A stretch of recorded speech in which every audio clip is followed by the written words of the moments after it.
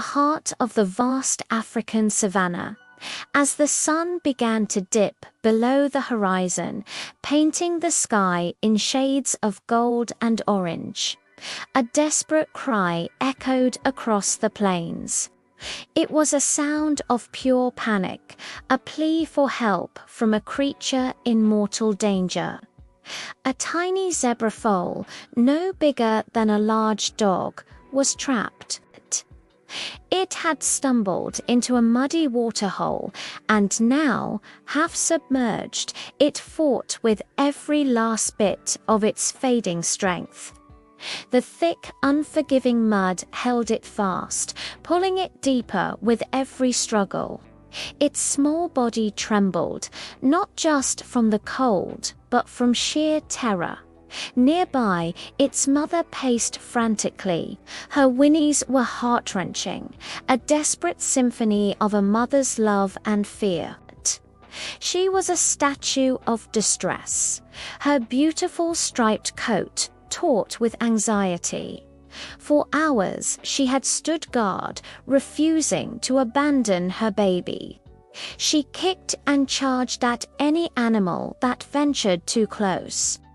A fierce protector against the growing shadows and the circling vultures above, who had already begun to gather, sensing a tragic end. Her eyes were wild, a mix of defiance and utter despair. But somewhere deep within that frantic gaze, a flicker of hope remained. And then hope arrived. It came in the form of a man named Daniel, a local wildlife ranger whose heart was as vast as the savanna he patrolled. While on his regular route through the reserve, the mother zebra's distressed calls caught his attention. An experienced ranger, he knew instantly that this was not a normal sound. Something was terribly wrong.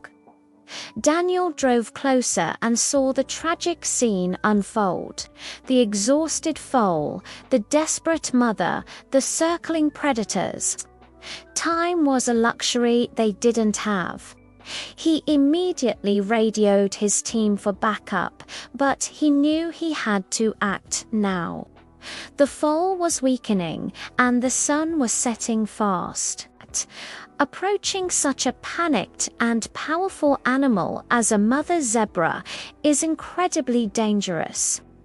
But Daniel moved with a calm and deliberate purpose. He got out of his jeep and walked slowly, speaking in a low, soothing voice. "It's okay," he murmured. "I'm here to help you. I'm here to help your baby." The mother zebra stamped her hooves, her body torn between her instinct to protect her foal by attacking any intruder and the sliver of hope that this man offered.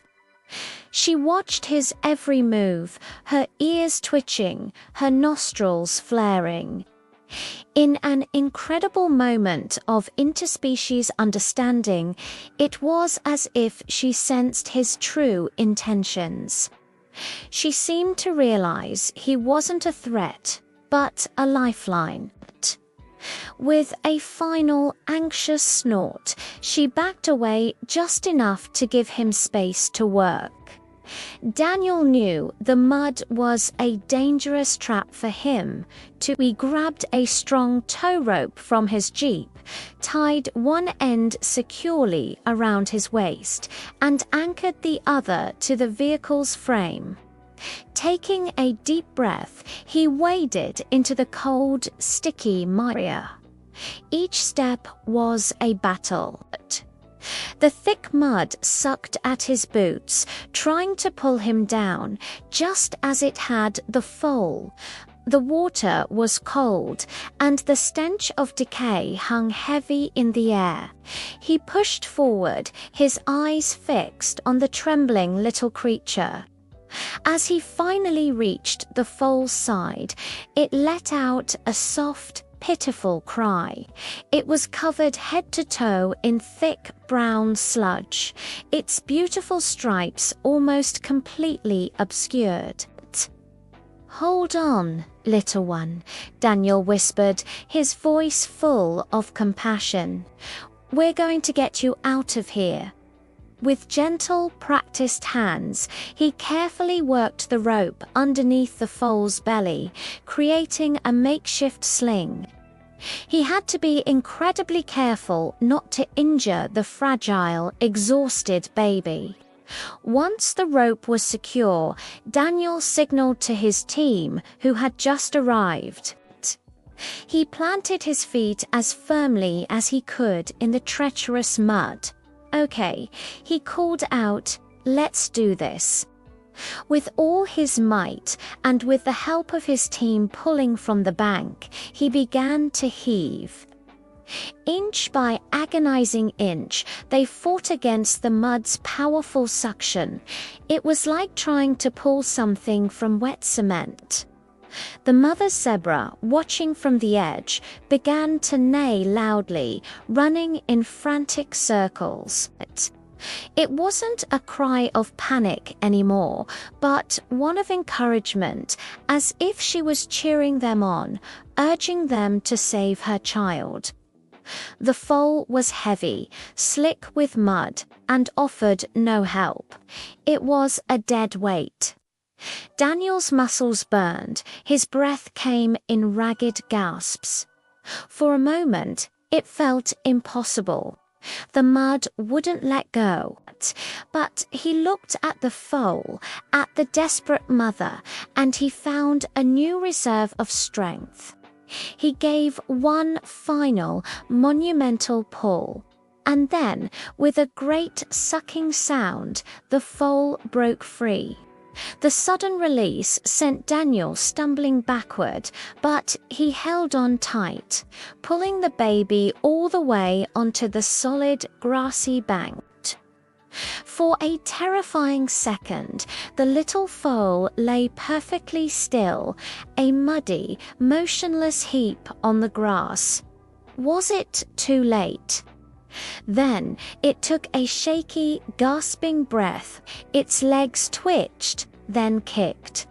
With a monumental effort that seemed to take all the energy it had left, the little one scrambled and wobbled onto its own 4 feet. The mother rushed to its side in an instant, nuzzling her baby from head to tail, licking away the mud. Her soft whinnies now a sound of pure, unadulterated joy. She checked her baby over, her love and relief palpable in the fading light. Then she did something remarkable. She turned her head and looked directly at Daniel. For a brief, powerful moment, their eyes met. And in that look, across the gulf between man and wild animal, something profound was shared. There was no fear. There was only gratitude, recognition, and a deep, unspoken understanding.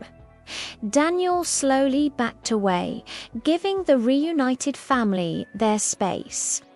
He watched as the mother and her precious foal, now steady on its legs, began to walk away. They trotted off together into the glowing sunset, their iconic stripes slowly fading into the tall, golden grass of the savannah, becoming one with the wilderness again. That day, on that vast African plain, a life was saved. It wasn't just by the courage of one man, but by a remarkable bond of trust and compassion that connected all living beings.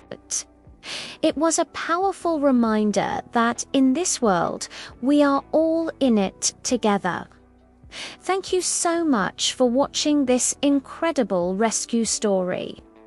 If moments like these touch your heart, please consider liking this video and subscribing to our channel for more amazing stories from the wild. We'll see you next time.